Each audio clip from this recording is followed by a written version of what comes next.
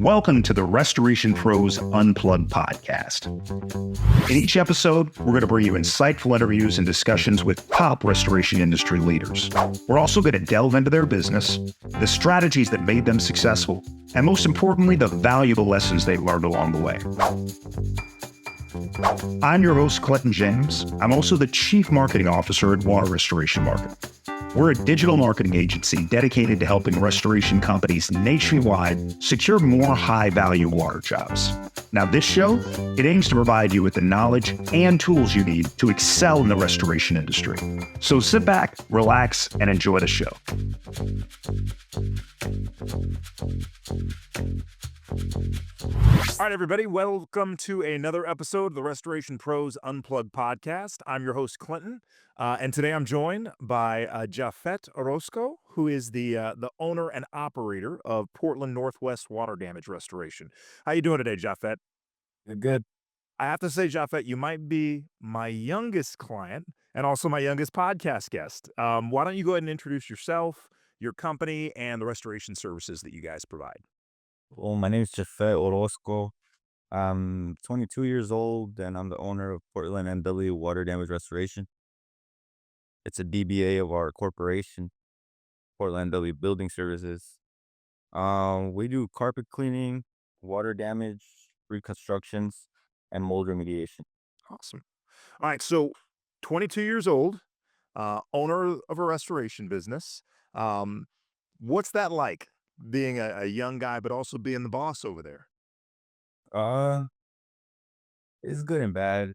I mean, it's good in the sense of responsibility wise. I'm getting a lot of experience and all that, and it's also cool to be the boss. But it's bad because I mean, a lot of like for say some employees or some contractors or maybe even a homeowner, they might just look at me too young and not take me as serious. But yeah, that'd be the only con.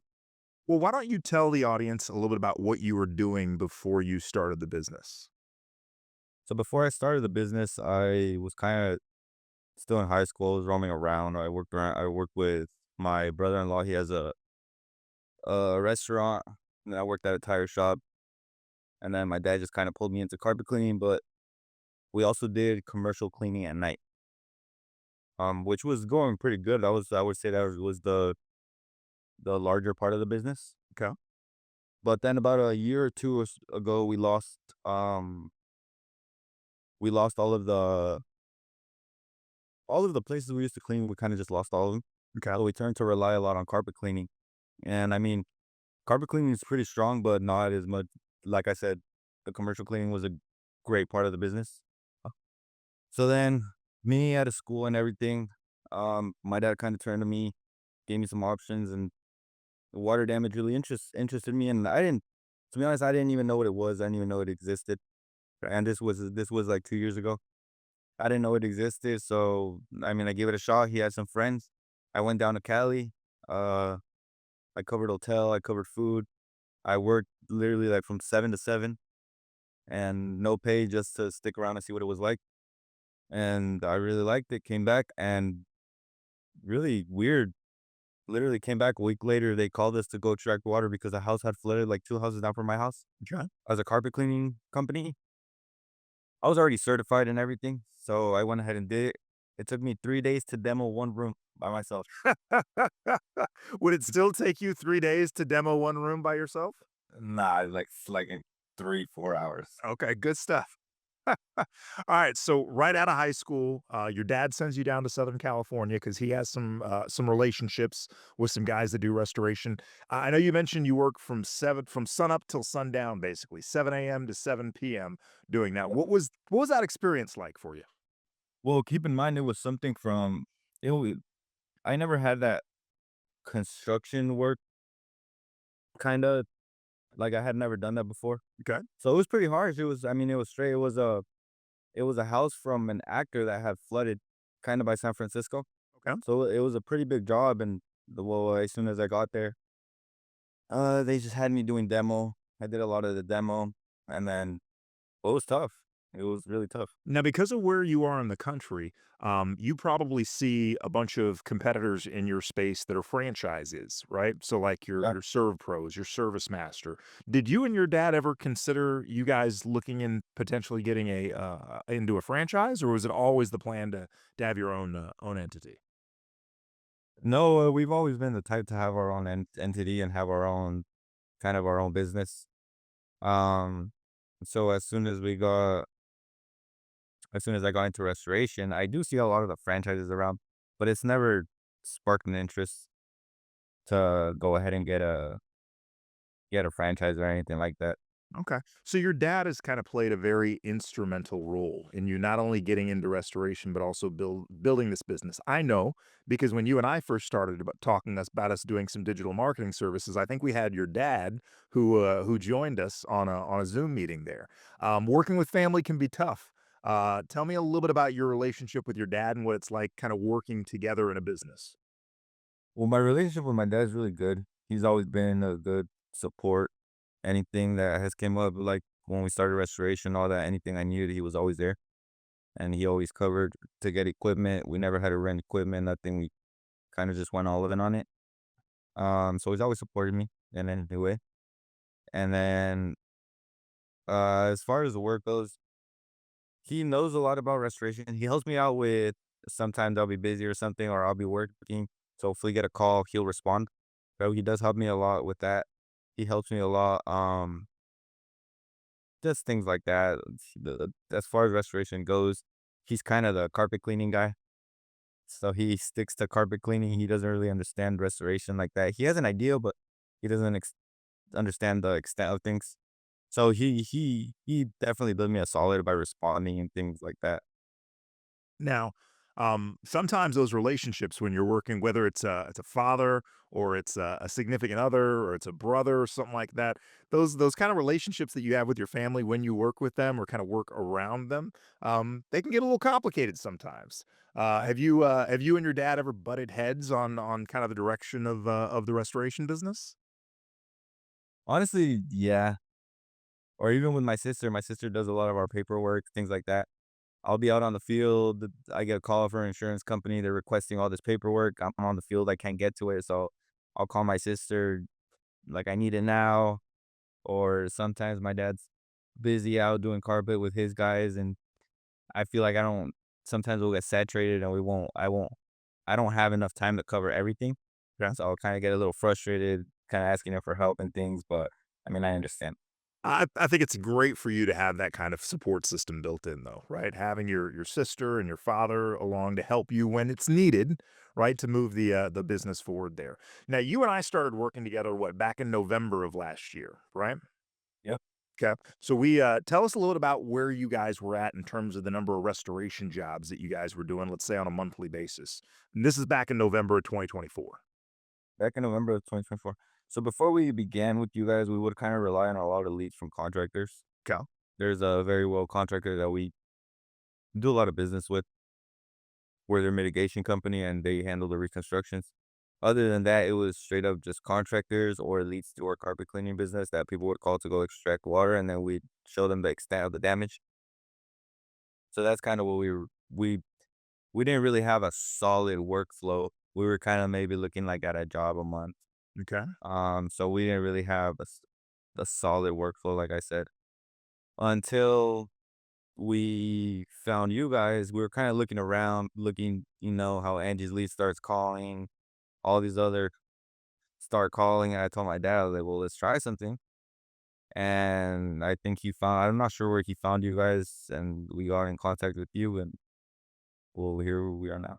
There we go. So you guys have been working with us since November. I know you do regular check-in calls with Kate, who is your client success manager, and she had mentioned to me that you guys have closed some pretty big water jobs over the last couple months here. So you guys are getting a pretty good return on investment in terms of what you guys are spending versus what we're generating for you. So talk a little bit about your experience working with Kate and the water jobs that we've helped you get. So working with Kay, honestly, it's been really good. We're able to go through each month and see what was going on. Maybe it was our fault for not getting to a job or something. And she does give a lot of good advice on how to work things up. She makes sure I'm on top of the following up on clients. Because sometimes I mean, you're busy, you'll answer a call, you just forget to follow up. You'll show up and everything, you just forget to follow up. And actually, I've had jobs like that where I got a call, I went to go do inspection, I never followed up, and that's because that's why we didn't get the job. Ah, And there'll be like pretty recently we got a flood that a cat flooded the house through your guys' marketing. They called us out to extract water. That homeowner was at work. The cat got to the sink, opened the faucet, and the whole house, the first floor of the house flooded. oh man. I went out, extracted the water, responded. Um, didn't think much of it. Didn't think to follow up. I was pretty sure the insurance wasn't gonna cover that. Um, Turns out, 2 days later, insurance company calls me that they accept coverage. So it's definitely following up is definitely something. That's awesome, man. Yeah, they say the fortune is in the follow-up, right? So make sure that Yeah. you're doing follow-up, make sure you're getting paid on those jobs, and you're not robbing the insurance company, man. You're providing a great service to homeowners trying to get their home back in good standing so that they can resume raising their family in it. So, yeah, you're doing an honest day's work and making an honest day's living. So tell me what's kinda next for you. What are you looking forward to as you try to grow Portland NW Water Restoration in 2025? Well, in 2025, I'm just honestly, well, your guys' marketing has helped us a lot to not really rely on those contractors, not rely on anybody but ourselves. Because at the end of the day, it's marketing, but the way we're getting calls, we're not relying on anybody. We're not paying for leads, none of that. So, maybe just try to step it up on the budgets and all that. Try to get more calls, try to get more jobs, maybe grow a little bit the business more, get a few more vehicles, things like that. What about team members? You gonna do any hiring this year? I hope so. I hope so. Um, we are looking to right now, and we hope to at least get one more van by the end of the year. Good stuff. So now that you've been in this business for 2 years, what would you say are the 3 biggest lessons that you've learned since starting the business? The three biggest lessons that I've learned since starting the restoration business is, for one, for me as a young person, is definitely be more responsible. I know it'd be easy for me to head out, but at the end of the day, it's kind of like being on call 24/7. I've had times where I've gone to a restaurant and I get a flood and I have to get up and go. So definitely, it's helped me to be a lot more responsible. Another one is how you treat people better, and giving the homeowner definitely that, just giving them that feeling that they're in good hands. And then another one would be probably just keep everything. A big part of us is I'm always on top of the guys. I'm always on top of everything. Keep everything clean. Presentation is a lot. Yeah, absolutely. When you're showing up, especially when you're just going out and trying to sell that job initially, you wanna show up, you want you, your technicians, the equipment, your trucks, everything to look in good shape, especially where you are, right? Because there's some nice homes in the Portland area. Yeah, especially and then we're pretty much in the metro area, so Yeah. yeah. All right. So, your experience working with our team has been great. We've enjoyed having you as a client, looking to increase the ad spend budget, get you guys even busier here in Yeah. 2025. What would you say to somebody that's young, like yourself, that's thinking about starting their own restoration business? Definitely don't be scared. Don't be scared to go at it. There is a lot of one of the things that scared me the most is just seeing the amount. Once you get into restoration, you'll pull it to Home Depot, and the amount of restoration vans out there is crazy.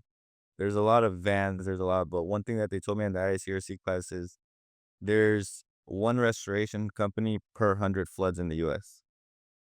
So that's what they told me in the ICRC, and I just kind of keep that in my head and just mind my own business and I keep like moving. that. That means there's plenty of business out there for everybody there. So if you're a young person, whether you've got a great deal of experience in restoration or not, go out there, take the courses, get the certifications. Do you think you'd be where you were today if you didn't go down and spend some time in California working with those guys, kind of learning the ropes of restoration? Not at all. Not at all. I've been down to California, and I mean, sometimes it's not just looking at the money. I mean, let's say I would have gone down, I went and got paid, I would have just came back with the money, but what I got from that trip is a lot more than anything they could have paid. There you go. Great experience. Well, Jafet, man, I'm super happy for you. I'm glad you guys are really growing as a business. I'm looking forward to being a part of that growth moving forward there. So tell your father I said hello. Hope he and his carpet cleaning company is doing well. I know you're thriving there. I want to thank you again for joining me on the podcast, doing this interview today. To our audience, look at this guy. 22 years old, absolutely killing it in one of the more competitive markets in the country, Portland. And he still made a way to grow his restoration business. So my hat's off to you, Jafet. To the audience, thank you guys for listening. Hope you enjoyed what you heard today. Make sure you subscribe, like, and follow the Restoration Pros podcast on social. Jafet, do you have anything else you want to say to the audience? I just A man of few words. All right, Jafet. Thanks again for jumping on here. To the audience, want you guys to stay busy, stay dry, and of course, stay profitable, right, Jafet? Sure. There you go. All right. Thanks for joining us, guys. Thank you for listening to the Restoration Pros Unplugged podcast. If you like what you heard today, be sure to subscribe, share, and also leave us a 5-star review. We'll be back with more interviews and discussions with restoration industry leaders really soon. In the meantime, if you're a restoration company looking to add more high-value water jobs, you can reach me and my team at waterrestorationmarketing.net. Again, that's waterrestorationmarketing.net. I look forward to hearing from you soon.